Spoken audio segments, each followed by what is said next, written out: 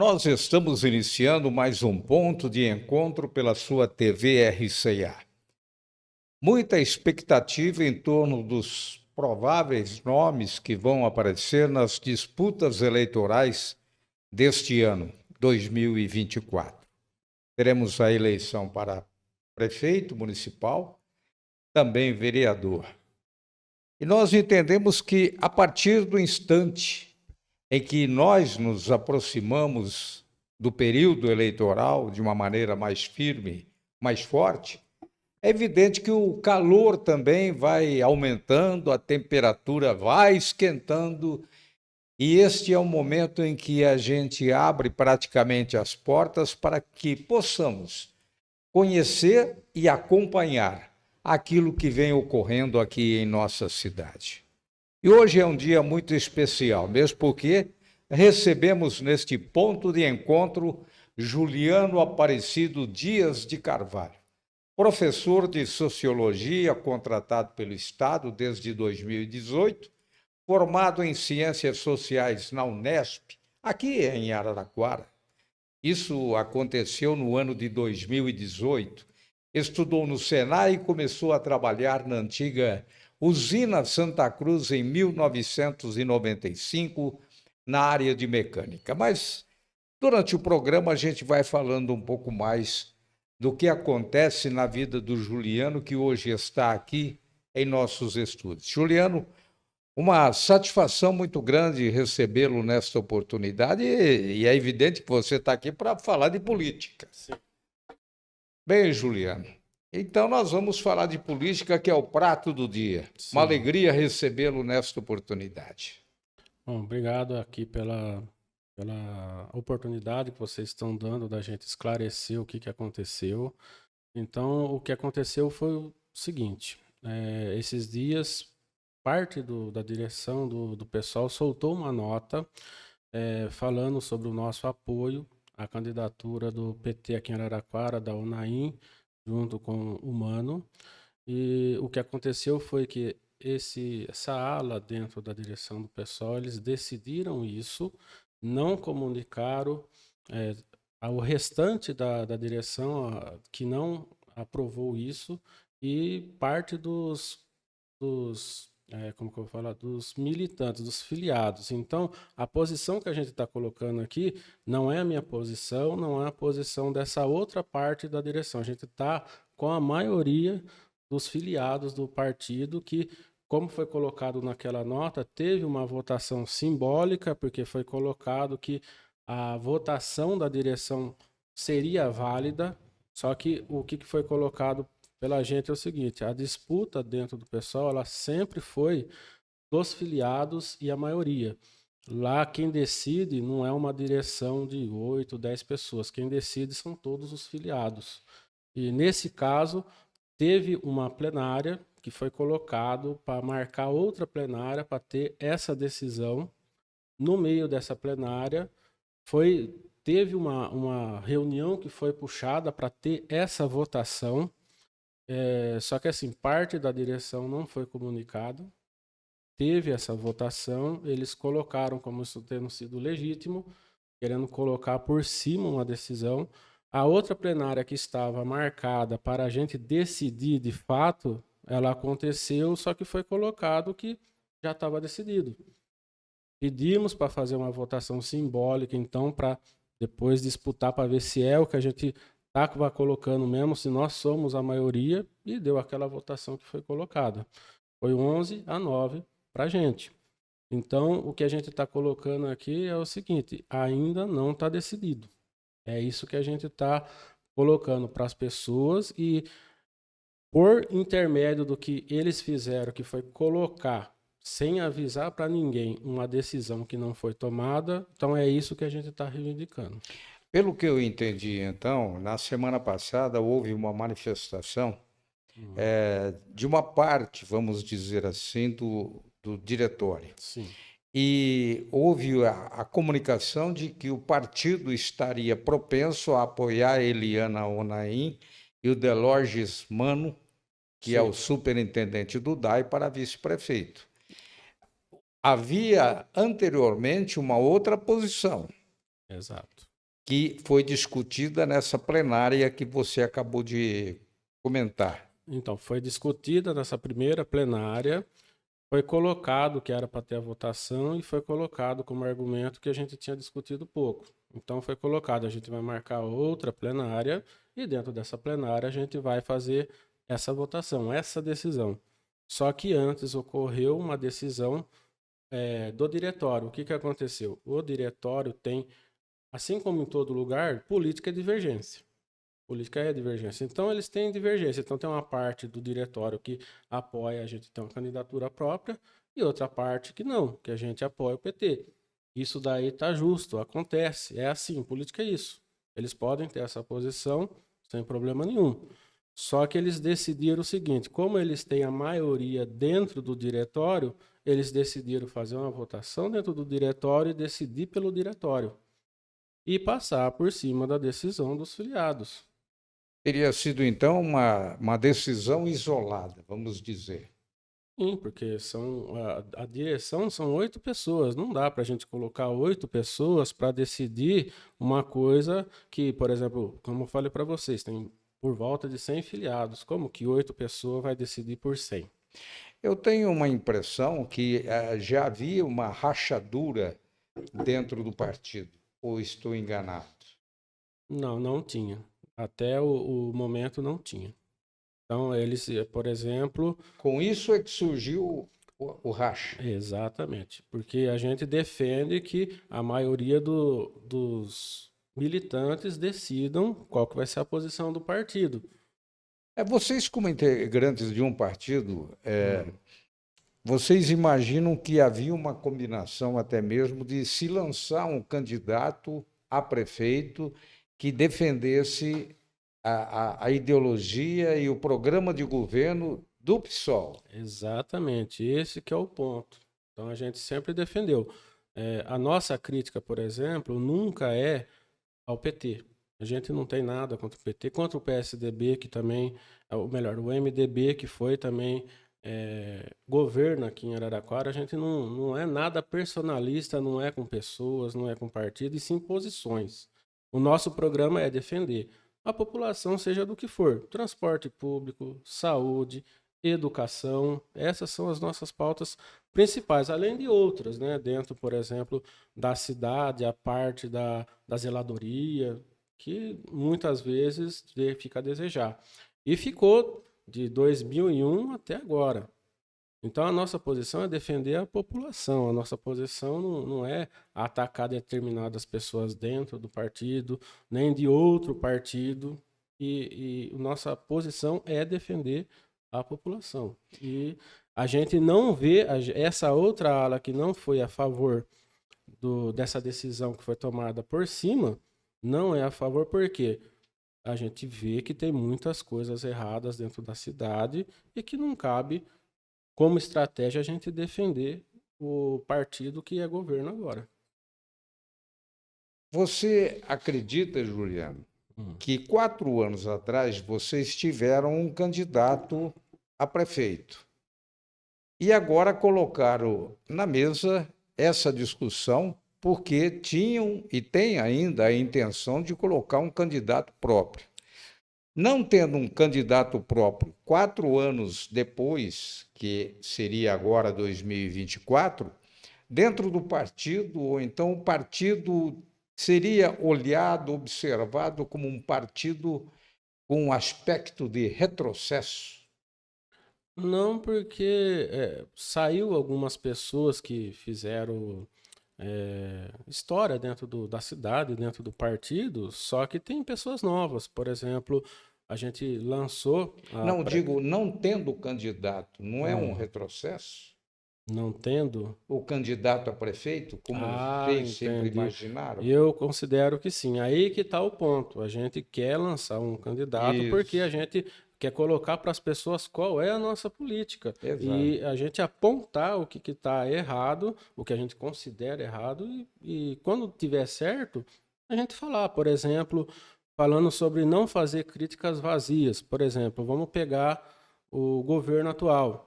Na pandemia, foram muito bem. Então a gente não está aqui para ficar fazendo crítica vazia.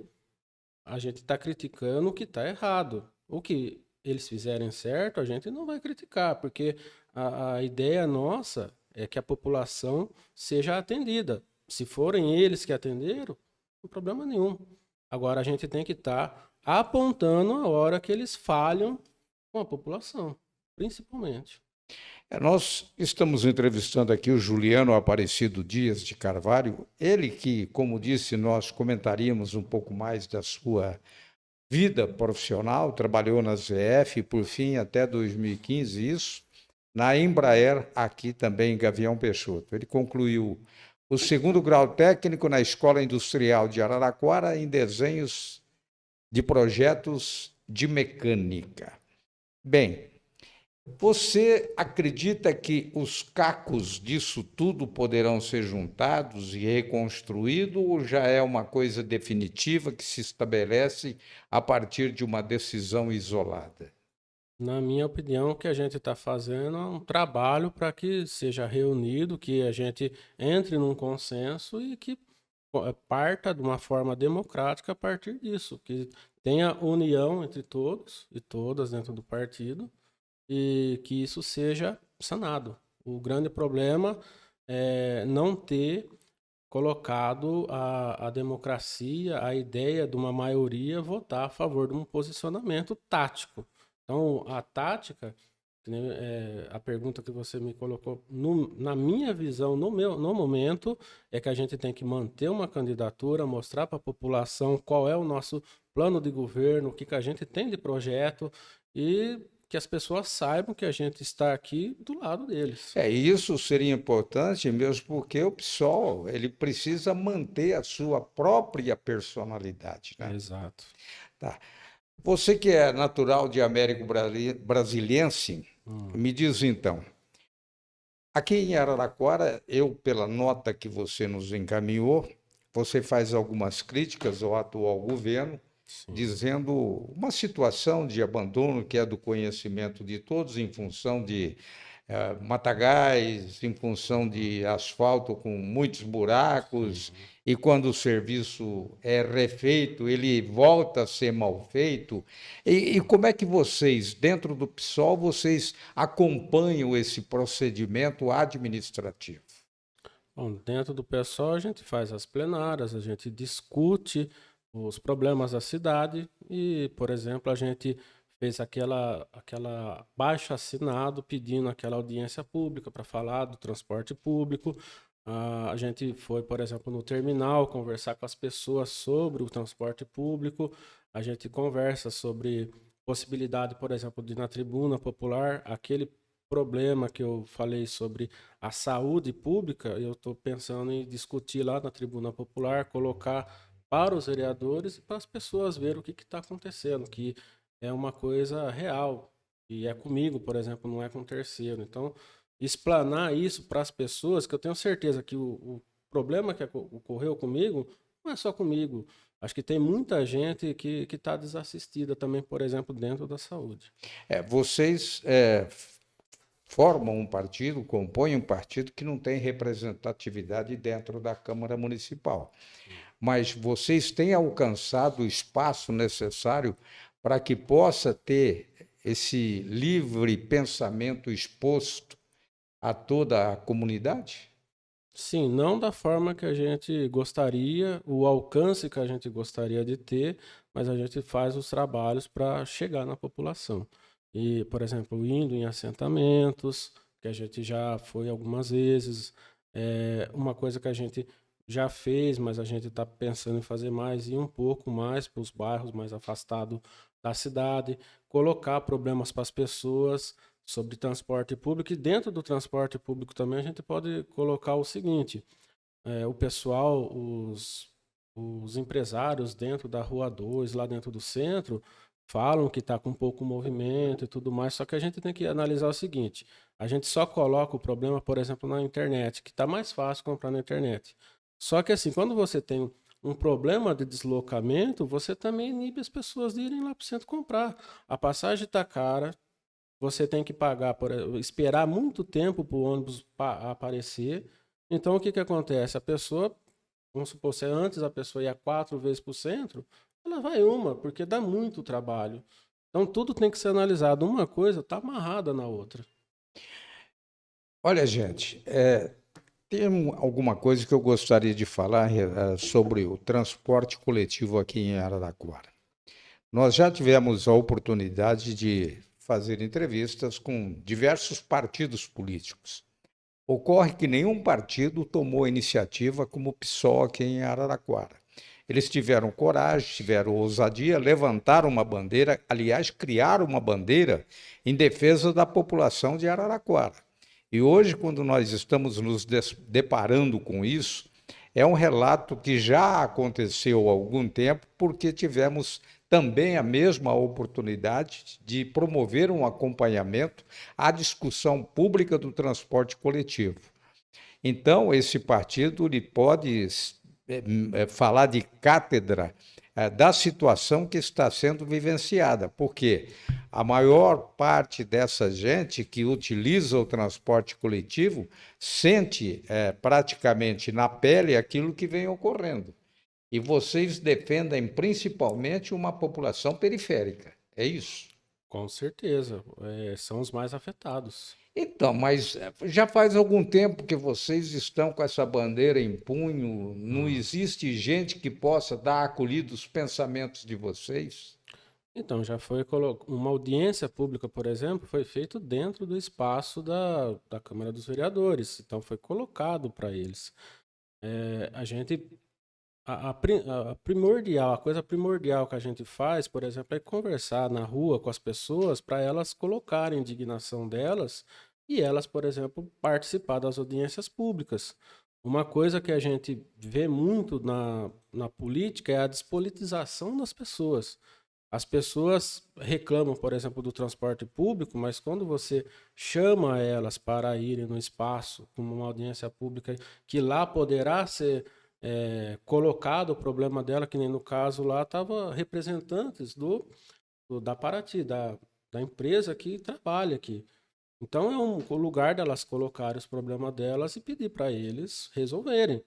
Então você tem que ter a pessoa coloca os problemas delas para a pessoa que pode resolver, principalmente que a pessoa da empresa. E o que acontece? A gente, principalmente o pessoal da periferia, que é o pessoal que mais é afetado com isso, é o pessoal, por exemplo, que tem mais dificuldade para se deslocar. Vamos pegar que hora que começa as audiências públicas, por exemplo? 7 horas da noite. Termina 10 horas. Isso daí aconteceu no dia da audiência, por exemplo. O pessoal falou, gente, vamos dar uma agilizada para acabar antes das 10 horas, porque depois das 10 horas não tem ônibus. Então, o pessoal tem que estar. Então, essa despolitização das pessoas é uma coisa que a gente tem que trabalhar para não acontecer mais. Isso daí é muito importante que as pessoas tenham a noção de Conhecimento, que né? a gente, quando a gente vota num vereador, vota num prefeito, num presidente, a gente não está dando carta branca para eles fazerem o que eles quiserem. A gente tem que estar lá olhando, a gente não está dando carta branca para eles, eles têm que fazer o trabalho deles. A gente não pode ficar torcendo por um, torcendo por outro. A gente tem que cobrar serviço. A gente pode até torcer na hora da eleição. Mas depois que ele está lá no cargo dele, você tem que cobrar serviço. É isso que tem que acontecer. As pessoas têm que ter essa noção. Você falou em despolitização. Acredita que as pessoas, principalmente os políticos, né, aqueles que são mais espertos, têm um poder de conhecimento mais amplo, parece que eles escondem isso da população. Eles colocam uma barreira impedindo que a própria população tenha conhecimento mais profundo das políticas públicas das quais essas pessoas que já ocupam um cargo público dentro da política, essas pessoas parece que impedem, que fecham a porta para que a comunidade não tenha conhecimento por aquilo que acontece entre quatro paredes. Isso é despolitização? Com certeza. Não, você pega, por exemplo, eu sou professor da rede estadual. Esse novo ensino médio que foi colocado é para despolitizar também. Porque, por exemplo, tirou aulas de filosofia, tirou aulas de sociologia, colocou umas coisas lá que chamam que são muito genéricos, itinerários formativos, colocaram ensinos técnicos dentro da escola. Então, as escolas, elas não têm... você pega, por exemplo, estudei no Senai, estudei no Industrial, que é ensino técnico. Um é ensino técnico, outro profissional. Então, você vai estudar nesses lugares, eles têm uma estrutura para te ensinar realmente a parte técnica. Você pega as escolas não têm estrutura. Como que você vai ensinar a pessoa a trabalhar com mecânica, trabalhar com venda dentro de uma sala de aula e uma lousa, sem ter laboratório? Então, é uma falácia, é uma mentira. E quais são as aulas que eles mais atacam? As aulas que ensinam as pessoas a pensar, que é sociologia, filosofia. Teve outras também. Por exemplo, o ano passado eu sei de absurdos que no terceiro ano, que tinha 5 aulas de matemática e 5 aulas de português para os alunos, foi trocado por itinerário formativo e uma tinha 3 aulas e a outra tinha 2. Pô, como que eles vão sair do terceiro ano e prestar um Enem?